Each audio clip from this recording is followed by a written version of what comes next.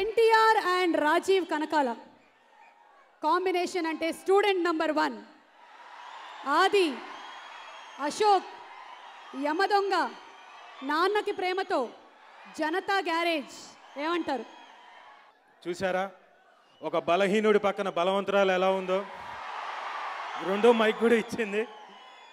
Janata Garage, it's going to be new rage. New rage అంటారు కదా, ఉడుకు రక్తాన్ని కొత్తగా చూపిస్తాడు ఎన్టీఆర్. సేమ్ టు సేమ్ మీలో ఉన్న ఆవేశమే అదిగో ఆ క్యారెక్టర్లో ఉంది అక్కడ.